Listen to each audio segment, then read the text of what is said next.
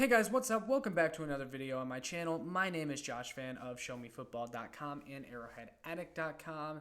And Mizzou football just completed its first game of the 2022 college football season, in which they defeated Louisiana Tech by a final score of 52-24.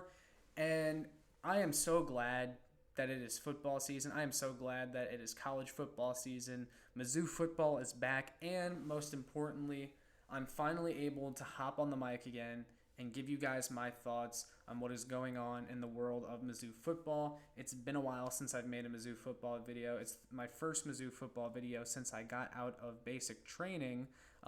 If you guys didn't know, or those of you that casually watch my channel, if you didn't know, I was in basic training for the Air Force, and so I wasn't able to make content for a little bit, but I'm glad to be back, and I'm glad to be talking Mizzou football. Now, typically, I would do a post-game show with Connor or somebody like that, but Connor actually went to the game tonight, so he's on his way home right now, and I just wanted to make a quick little video just giving my general thoughts on the game and what we saw tonight.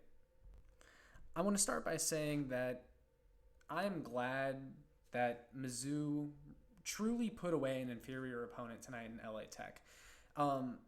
I thought this was actually a pretty convincing performance. Some may disagree. I know there were some things that, you could nitpick, but it was the first game of the season, and I attribute, a lot of the final score and a lot of the points LA Tech scored to silly mistakes that you see a lot of football teams make early in the season. Mizzou's defense was dominant tonight, but there were a couple times where they completely lost a guy in coverage, for example. And it led to a couple cheap Louisiana Tech touchdowns. And Blake Baker's a first-year DC, so it's that kind of stuff is understandable. But other than that, the defense was shut down tonight. They were locked down. LA Tech could not move the ball on this Mizzou defense. Mizzou only held them to single-digit rushing or 13 rushing yards for the entire night. And that's super impressive. I mean, it seemed like they were getting a tackle for a loss every other play. I thought the defensive line really harassed LA Tech's quarterback tonight. The sack numbers weren't crazy or off the charts, but they were getting pressure, but LA Tech's quarterback was just getting the ball out quick. I thought the secondary did a fantastic job. They had 3 interceptions tonight. The defense looked fantastic. And what I am most impressed by is how far this program has come so far with Eli Drinkwitz, because tonight, like I said, they put away an inferior opponent that they were supposed to, and sometimes with the old regime, that wouldn't quite happen. Mizzou would lose a game that they were supposed to win. This was a game they absolutely should have won. It was a convincing win, too. Now, I know LA Tech isn't great. I know they went 3-9 last year. They have a new coach. They have a lot of new players, but what you wanted to see was Mizzou win this game comfortably, and that's what they did. Yeah, they let them hang around for a little bit in the third quarter, and they made some silly mistakes, again, that I attribute to it being early in the season. It's the first game, for crying out loud. Overall, Mizzou dominated.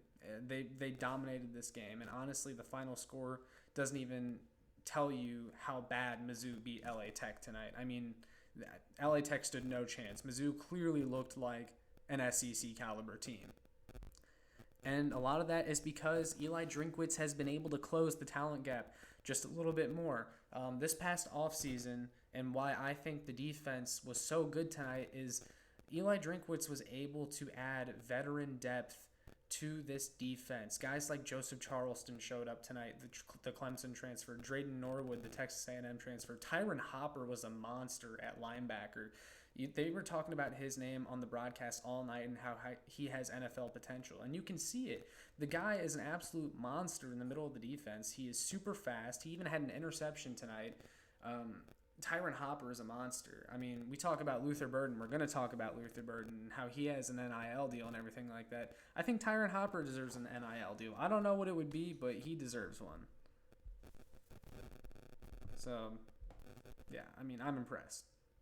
And then on offense, guys like Mookie Cooper, guys like Luther Burden, they were super explosive. Luther Burden's debut, I thought he lived up to the hype. He didn't have a monster game by any means, but he had 2 touchdowns. He juked 3 LA Tech defenders on his way to the end zone and bullied them on his way there.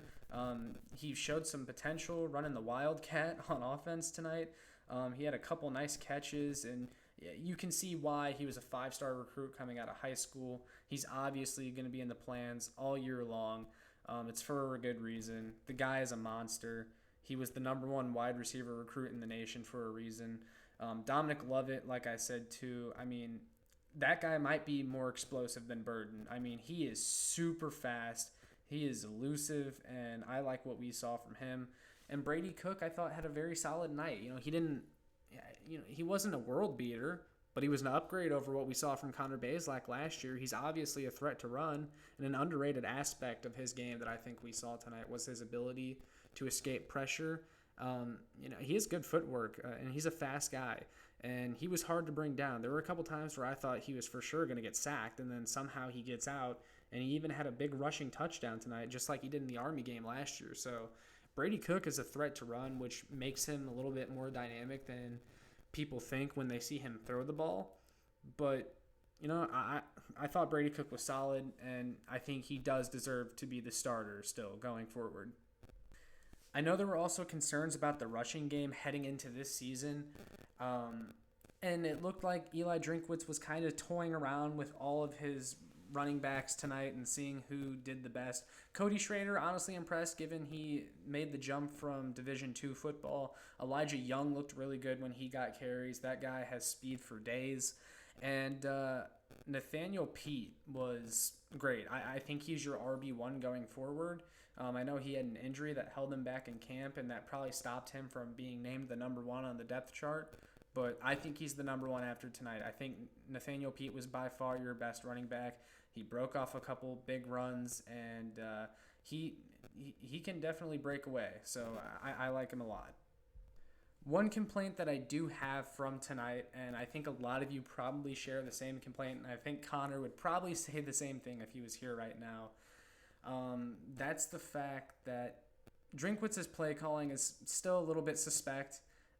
Whenever I saw some of these play calls, it definitely reminded me of last year, or it gave me a refresher of last year, where I definitely found myself saying a few times, what is Drinkwitz thinking? Like on the first offensive drive of the game, he ran quick tempo, which is fine, but he ran the same screenplay 2 times in a row, and then on 3rd down he ran another screenplay that was just short of a first down, and it was just a very disappointing drive. And I do think, Drinkwitz is a smart guy, and he's very analytical, but sometimes I think he overthinks it, and he incorporates too many trick plays. I do like the fact that he's willing to try trickery. They tried to do a flea flicker tonight with Tosky Dove, and it didn't work out. It was a loss of yards, and, it's stuff like that, and, I appreciate that, but you gotta know when to tone it down.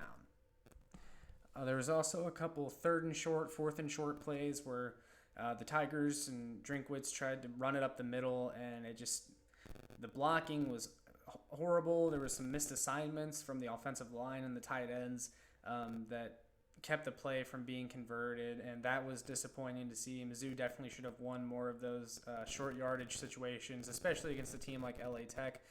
They did do a QB sneak with Brady Cook, though, later in the game, which I liked, and it was very successful. I know the offensive line was a concern heading into the season.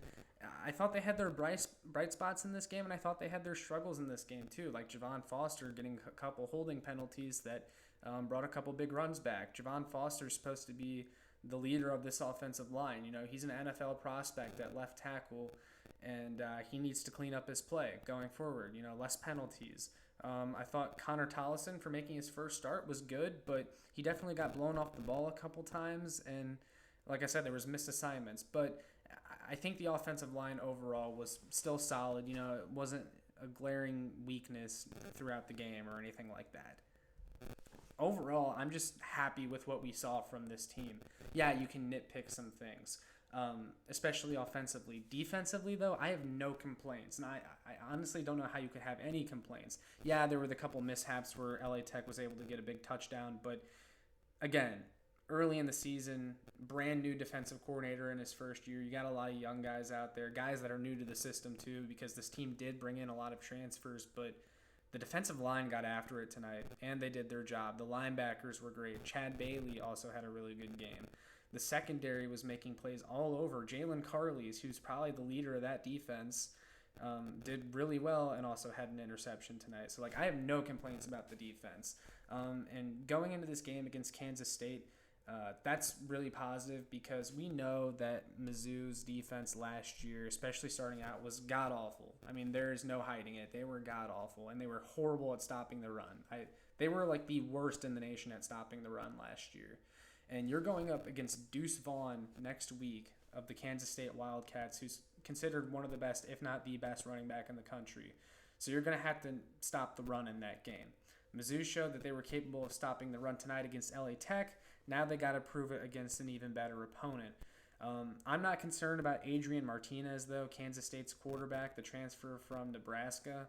I never understood the fascination with him. He's a turnover machine, and I don't think that's changed just because he transferred to Kansas State.